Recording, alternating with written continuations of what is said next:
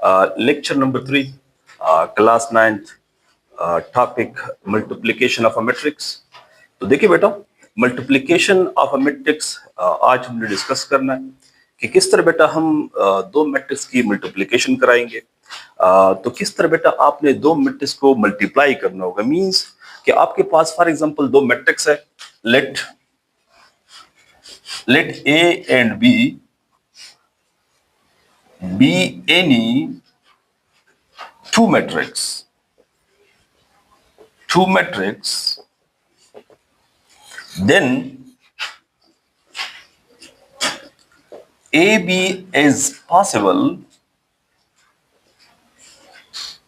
if, तो देख ले बेटा, A और B आपके पास इन्हीं टू मैट्रिक्स है, तो इसका AB मतलब A डॉट B कब पॉसिबल होगा।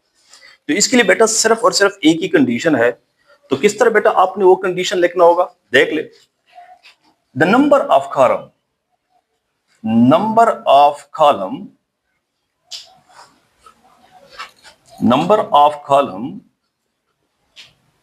of first matrix is equal to the number of row of second matrix।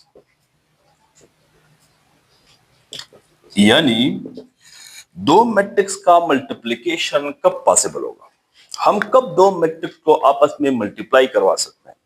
तो देख ले बेटा, ए और बी आपके पास इन्हीं टू मैट्रिक्स है, इसका मल्टीप्लिकेशन कब पॉसिबल होगा, जब आपके पास मतलब अगर आपने लिख दिया कि ए बी, तो क्या मतलब कि फर्स्ट मैट्रिक्स ए हो गया, जो सेकंड मैट्रिक्स जो है वो आपके पास कौन सा होगा, तो फिर वो भी होगा। यानी number of column of matrix A, मतलब ए मैट्रिक्स में जितने कॉलम होंगे, अगर वो इक्वल हो गए the number of row of the second matrix, means कि जो मैट्रिक्स बी है कि इसमें कितने नंबर ऑफ रो होंगे। अगर फर्स्ट मैट्रिक्स की नंबर ऑफ कॉलम वो इक्वल हो गए सेकंड मैट्रिक्स के नंबर ऑफ रो के, तो ए भी बेटा पॉसिबल होगा। सही है। तो अब देख ले बेटा, मैं आप लोगों को एक सिंपल सा एग्जांपल दे रहा हूं इस पे कि देखिए आपके पास बेटा एक मैट्रिक्स ए है। फॉर एग्जांपल लेट आपके पास बेटा एक मैट्रिक्स है ए, इसमें एलिमेंट क्या है 1 2 3 और 4। दूसरा मैट्रिक्स बेटा आपके पास क्या है बी है, इसमें एलिमेंट कितने 3 4। तो अब बेटा देख ले, ये आपके पास मैट्रिक्स ए है और मिस इस मैट्रिक्स का जो ऑर्डर है वो है बेटा आपके पास 2/2, मींस कि इसमें नंबर ऑफ रो भी 2 है और नंबर ऑफ कॉलम भी 2 है। और जो सेकंड मैट्रिक्स है बी, इसमें नंबर ऑफ रो 2 है और इसका ऑर्डर 2/1, मतलब नंबर ऑफ रो 2 है और नंबर ऑफ कॉलम कितने हैं 1 है।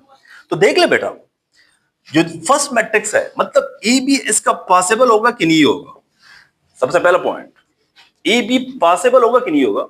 तो आपने देखा उधर जो कंडीशन मैंने लिखा है, उस कंडीशन को अगर आप देख ले कि number of column of the first matrix, यानी ए बी मैं फाइंड करता हूं तो ए फर्स्ट मैट्रिक्स है, तो देख ले कि number of column of a first matrix वो कितने हैं 2 है, is equal to the number of row of the second matrix. मतलब अगर फर्स्ट मैट्रिक्स की जो नंबर ऑफ कॉलम है अगर वो इक्वल हो गए द सेकंड मैट्रिक्स की जो नंबर ऑफ रो है, तो इन दोनों मैट्रिक्स का मल्टीप्लिकेशन पर पॉसिबल होगा।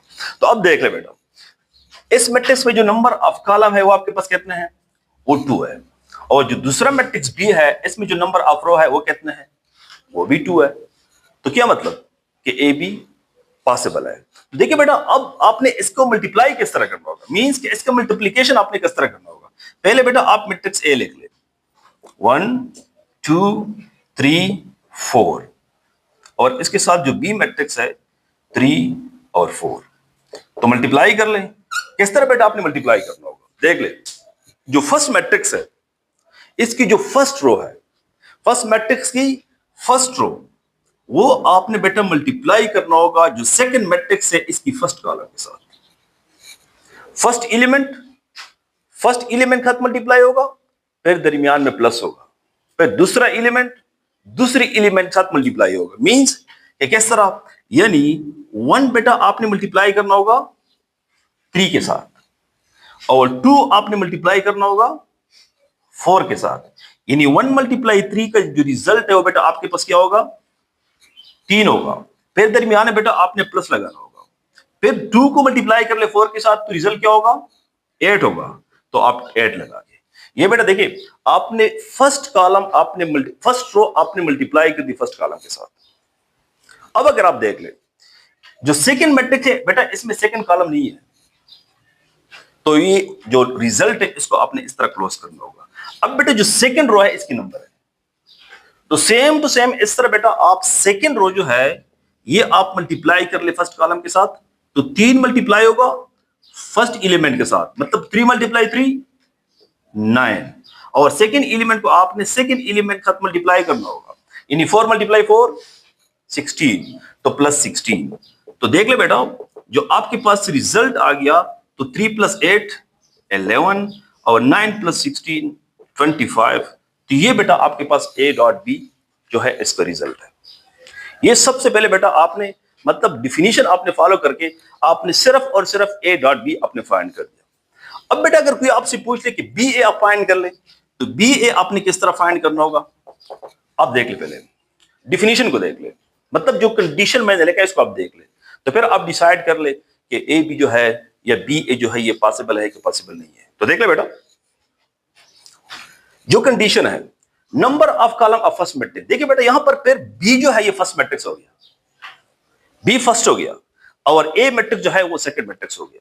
तो अब देख ले बी मैट्रिक्स में बेटा नंबर ऑफ कॉलम कितने हैं, 1 ही है, 1 ही कॉलम है ना, तो जो ए मैट्रिक्स है इसमें जो नंबर ऑफ रो है वो कितने हैं, वो 2 है, तो 1 does not equal to 2, it means कि B A is not possible, यानी यहां पर बी ए जो है B A is not possible है, इज नॉट अ पॉसिबल।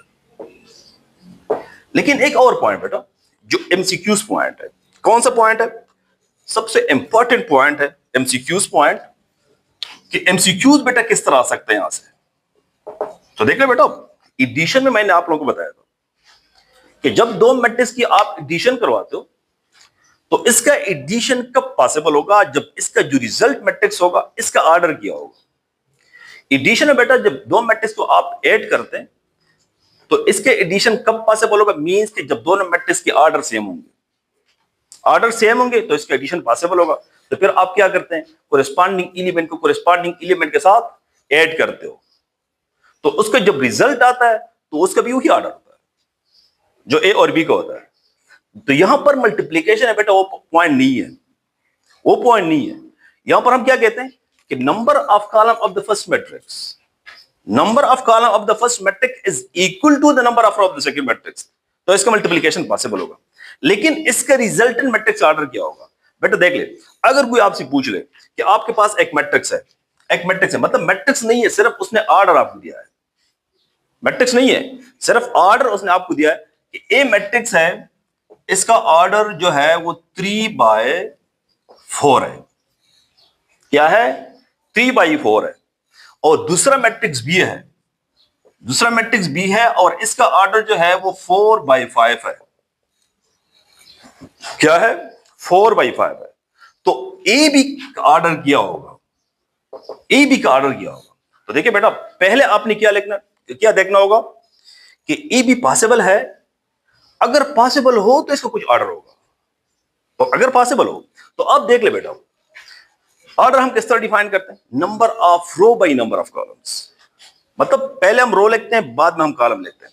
तो यहां पर बेटा अगर आप देख ले नंबर ऑफ रो आपके पास कितने हैं, 3 है, और नंबर ऑफ कॉलम 4 है। यहां पर अगर आप देख नंबर ऑफ रो कितने हैं, 4 है, और नंबर ऑफ कॉलम कितने 5 है।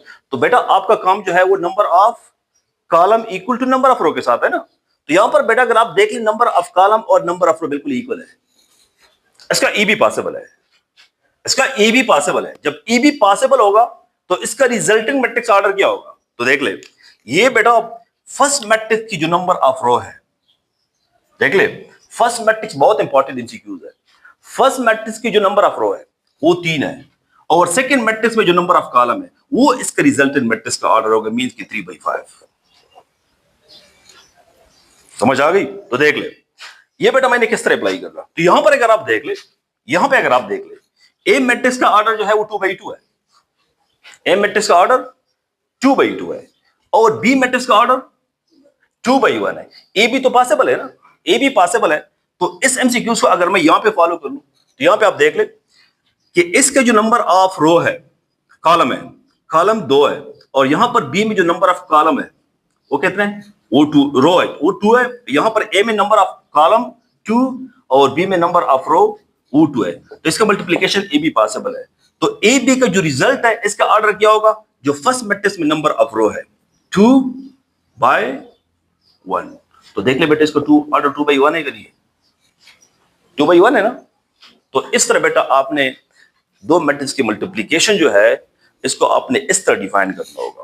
और इस पर जो एमसीक्यूज आता है, सबसे इंपॉर्टेंट एमसीक्यूज जो है बेटा कौन से है कि मतलब आपके पास मैट्रिक्स नहीं होगा, ऑर्डर होगा और इसका जो रिजल्ट होगा, मतलब दो मैट्रिक्स होंगे, इसके ऑर्डर भी आपको गिवन होंगे। तो आपसे पूछेंगे कि इसके जो रिजल्ट है, इस रिजल्ट मैट्रिक्स के ऑर्डर क्या होंगे। ये बेटा फर्स्ट पॉइंट है। दूसरा पॉइंट जो हम बार बार कहते हैं वो कौन सा पॉइंट है? वो देख लें। हम बेटा कम्यूटेटिव की जो प्रॉपर्टी है वो हम बार बार पढ़ते हैं, कम्यूटेटिव प्रॉपर्टी। कम्यूटेटिव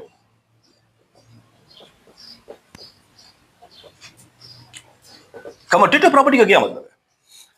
जब भी बेटा हम कम्यूटेटिव की बात करते हैं तो हमारे जहन में एक पॉइंट आता है कि दो, मतलब अगर आप नंबर में आप देखते हैं तो क्या मतलब कि दो नंबर आप ले ले, इसका जो मल्टीप्लिकेशन है, मतलब फॉर एग्जांपल अगर आपने दो नंबर लिए ए बी, तो A B A dot B this will be equal to B dot A, ये कम्यूटेटिव है अंडर मल्टीप्लिकेशन में। अगर आप एडिशन की बात कर ले तो A plus B this will be equal to B plus A. लेकिन मैट्रिक्स जो है बेटा इसकी जो मल्टीप्लिकेशन है इसमें कम्यूटेटिव प्रॉपर्टी जो है ये बेटा मे और मे नॉट केस है। क्या केस है? मे और मे नॉट केस, मतलब कभी होल्ड होगा कभी नहीं होगा, लेकिन बाकी बेटा ऑलवेज होल्ड है। लेकिन मल्टीप्लिकेशन ऑफ मैट्रिक्स में जो है कम्यूटेटिव प्रॉपर्टी जो है ये मे और मे नॉट केस होगा। लेकिन यहां पर बोर्ड में अगर आप देख ले बेटा, यहां पर अगर आप देख ले ये दो मैट्रिक्स है, इस पर अगर आप कम्यूटेटिव प्रॉपर्टी को अप्लाई कर ले तो इसका ए बी पॉसिबल है और बी ए पॉसिबल ही नहीं है। तो क्या मतलब कि A B does not equal to B A, means कि यहां पर बिल्कुल होल ही नहीं है। तो इस वजह से हम क्या कहते हैं कि सिर्फ और सिर्फ जो कम्यूटेटिव प्रॉपर्टी है मैट्रिक्स में वो मे और मे नॉट केस में है। बाकी जितनी भी प्रॉपर्टी है, हाँ वो एडिशन में हो या मल्टीप्लिकेशन में हो, वो बेटा ऑलवेज होल्ड होंगे। ये बेटा एक कंप्लीट लेक्चर है मैट्रिक्स की मल्टीप्लिकेशन में, और इसको मैंने बेटा आप लोगों को डिफाइन भी कर दिया और इसके साथ इसका कंडीशन भी मैंने लिखवा दिया और इस पर एग्जाम्पल भी दे दिया और इसके साथ ही इस पर मैंने एमसीक्यूज भी आप लोगों को बता दिया। थैंक्स।